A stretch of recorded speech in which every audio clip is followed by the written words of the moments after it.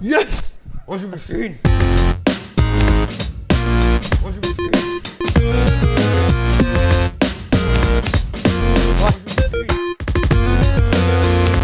Hey, my name is Doc, and this is PopCast, a crowd-sponsored yo-yo show.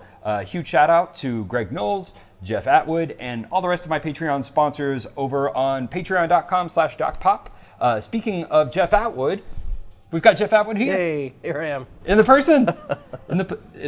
Is that, what's the expression? In the flesh. In the flesh? Like if I was a skeleton, that would be bad. So you add the flesh. In the flesh, Jeff Atwood, who is coding horror on the forums. Yes, Yo-Yo expert and forums. Sort of in the world. In the world. And the reason Jeff is here is we're going to talk about his new project, which is the Ti-Vayder. And then later, we're going to get into a special trick, which I haven't told Jeff what we're going to show him yet. It's walk the dog, isn't it? It's walk the dog. The creeper. The number one trick.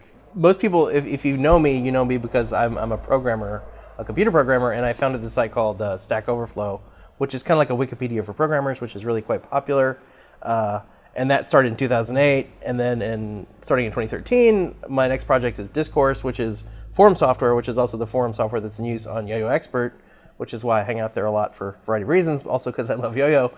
So it's a nice confluence of my interests, right? Yo-Yo Factory released their Hubstacks, and then all of a sudden Hubstack Overflow is like the new place, the new nice. forum. I hadn't actually made that connection, but I like it. Hubstack Overflow. It's kind of a mixed blessing when I become interested in the thing you're interested in, because I can be very intense in the way that I approach things. But I like to manifest that as like creating things. Like, that's why I'm excited. To me, the Ti-Vayder was an idea I had early on, was like, I have a budget. I've done pretty well for myself in terms of career, in terms of the world. And so you kind of have a budget to do things, to create things in the world. And I was like, well, what could I do? So there's this yo-yo called the Skywalker, which was came out in, I do have like little props here. Yeah. So this is the Skywalker. Okay. And it's from a company called Versus Newton Yo-Yo Concepts, kind of a really long name. Yeah. And the guy's name is Heath, and Heath created a line of yo-yos that are very popular around 2010, 2011, and he eventually created a titanium version of this Skywalker called the Ti-Walker, because of course every titanium has to have a super punny name.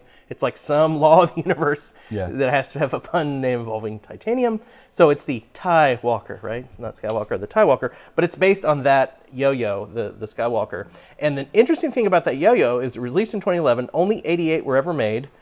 And a lot of people still consider it one of the best, if not the best, yo-yos ever made, which really surprised me because, it's 2019. We have amazing yo-yos everywhere, like this Weekender yo-yo that I've heard something about. It's quite good. So there's a lot of really, really great yo-yos. So for somebody to say, you know what, the best yo-yo isn't anything that was made in the last 5 years. It's something that was made way back in 2011, and it's this titanium yo-yo, the Ti-Walker. It really surprised me. So I researched that and got into it. And I found evidence that Heath had wanted to release more of the Ti-Walker, because you can't really get it. Like, if you want a Ti-Walker, if you say, hey, I'd really love to have the best yo-yo of all time, that sounds really interesting. Well, good luck, because there are 88 of them, and they're really hard to find. And the people who have them don't really want to, they might let you try them, but they're not really going to sell them. Like, I saw somebody buy one recently for like $700. So I'm imagining a crime film with a list of 88 names, like 88 people they have been a list. Killed. And what has happened? What's the common thread? And the common thread is yo-yo thread. And so there's an interesting bit of history behind this yo-yo, the original source for your yo-yo. The guy who created it, Heath, you said, he did something that angered a lot of the yo-yo community. And why don't you explain that to us? Because I think you can tell it better than I am. Okay, well, at this point, Heath was running a yo-yo company and sponsoring a team. And he, for some reason, decided he wasn't busy, and he was also going to school. Yeah. How old was he? So he wasn't busy enough. I assume he was like 20-something, early 20s. Yeah. So this is not the point in your life which you have a lot of experience with a lot of stuff. So he decides, no, I don't have enough things to do. I'm going to start a charity program where I take yo-yos, both that I own and other people own. I'm going to sell them on eBay and then give that money to the American Cancer Society. Well, it didn't really go well because it took a long time to get the project done. Yeah. My personal feeling is he ran into budget issues where he had to sort of dip into that money as a loan fund so he could send his team to Worlds and all that stuff. So ultimately the money didn't get where it was supposed to go in a timely fashion, and people had to sort of actively bother him to get it to happen. Yeah. So there was a lot of animosity about this, and I think justifiably so. People were angry. He didn't do what he said he would do, and that's totally fair. Ultimately it got fixed. You know, by get fixed. All the money went where it was supposed to go, but like people are still bitter that they had to really nag him about it, and he wasn't really upfront about what was happening. Yeah. I think because he was ashamed that he couldn't like do his business stuff right. Like he had to dip in his money. I mean, that's just conjecture on my part. Yeah. But that's why. How much money do you raise? I want to say like $4,000. Yeah. I remember like 10 minutes ago, I was like, oh, we can do a quick history Yeah. of this. But it's so much to talk about. So let's talk about what's happening now. My idea was like, okay, cool. What if we took the best yo-yo of all time, if I got one, and 3D scanned it so I can make a really, really accurate model of this yo-yo and machine it using modern standards and make just a lot of them so that everybody can have access to this amazing yo-yo. And that became the Ti-Vayder project, which we have here. Like I have multiple props of the Ti-Vayder. The total run is 500. There were 36 unengraved that came to me just to give to my special friends like Doc Pop and others that helped me in my journey, right? Like Doc hooked me up with a bunch of stuff. Knowledge, basically, on how to do things, which is great. And I've been talking to a bunch of people in the industry. I've talked to Jordan from Smashing and OP, and like so many people helped me, and all those people got Ti-Vayders because they helped me. 500 is a ton. Yeah, that's a big run. People were scared. Like I got feedback privately. It's like, no, you can't do this. Like this is bad. Like this is too big of a run. You're going to break the industry. And I was like, well, I don't want to break the industry. I just want to make a run because I think so many people don't have a titanium at all because it's expensive, right? Like, and this is considered one of the best yo-yos of all time. Why not put it out there so that everybody?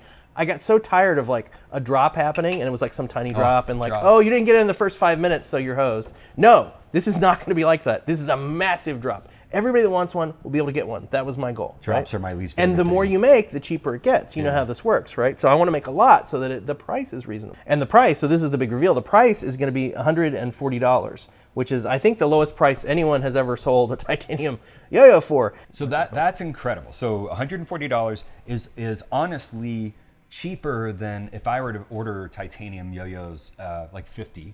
That's cheaper than I would pay just dealing with the factory, not even making any profit. Well, this is a one-time deal, so I want to be clear. Like, there's been some concern in the industry that I don't want to undermine anyone. Yeah. All I'm trying to do is, this is a one-time thing. I'm not a yo-yo company. This will not happen again. We're not making any more of these. But I feel like 500 is enough that everybody who wants one can get one. There's a ton of them out there. People can share them. People can trade them. People can do this blast finish that I experimented with in the dryer on them. It's really fun to have a titanium yo-yo. The idea is to put one of the best yo-yos of all time, in the hands of as many yo-yoers as possible at a very, very reasonable price. So that's the Ti-Vayder, which very likely by the time you're watching this will be available or be right on the edge of availability. Where do people find it? It's going to be at Ti-Vayder.com, all one word, Ti-Vayder.com. Cool. I'll put a little doobly-doo on the doobly-doo. And you said that this is tumbled. You put it in the dryer with some plastic.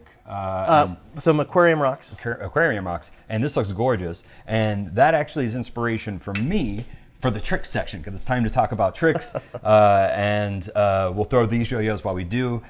I was thinking about the washing machine. Do you know the washing machine? I've heard of the trick. I don't know it offhand. I'm going to try to teach you the washing. I'm going to try to teach all y'all the washing machine. So let's do it. All right, cool. So the trick that we are going to cover today using these titanium yo-yos, these Ti-Vayders, is called the washing machine. And the washing machine is a really old trick that when I came up with it, I was like, this is going to change yo-yoing. Right? Done. I'm done. And what year was this when you came up with this trick? 2000. 2001, 2002, maybe. I mean, it was 2000. It was one of my first tricks within the first year. So first, let's demo the trick. So washing machine looks like a power throw.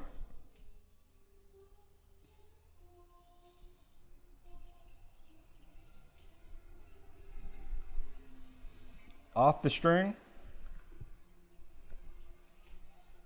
Secret power. Bam. And back on the string. Return to your hand, because it's not a trick if you don't get it back up to your hand. Wow. So the first thing that we need to do, you can use any string. And what I like to do is just get close to the yo-yo itself and really untwist that, but not the rest of the string. So the string's on, you're gonna stop it, and you're just gonna spin the crap out of it. And hold that pinch. Right. Way more. Until you start to see it open up. Yeah, it's starting to open up. I see it. And then while you're doing this, just kind of like while you're setting it up, you can get your finger in there too, just to kind of make sure it's not felted. Right. You need about that much to be able to do this trick. A lot. So keep on spinning. So the first step is to open up your yo-yo quite a bit. Yeah. Power throw. Okay.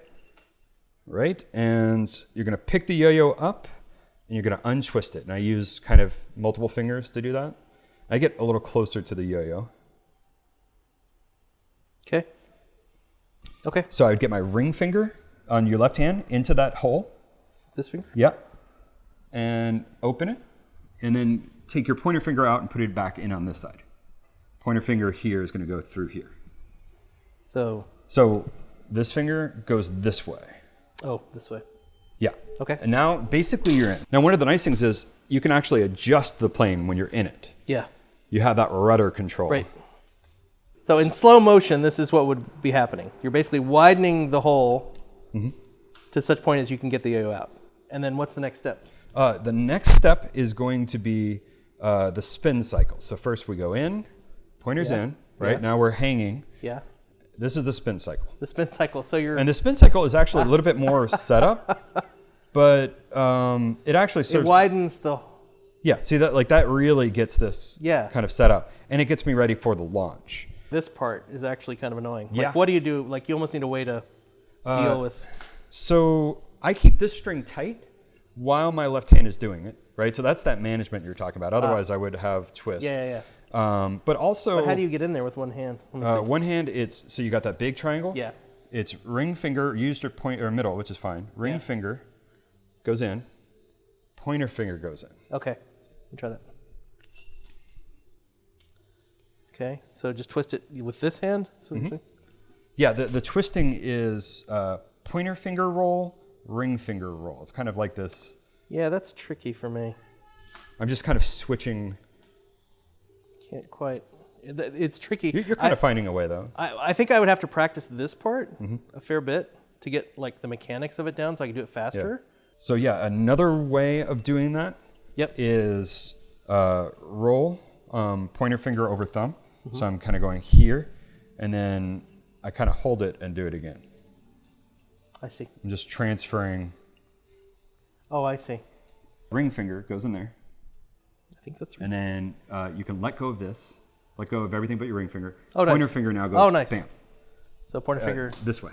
What you're doing is you're holding it with the ring finger so you can get there. Now take your ring finger out. Yeah. And now let's get used to rudder control. So right hand does all the work. Right hand does all the work. Left hand stays still. Right. Okay. Let's do the spin cycle.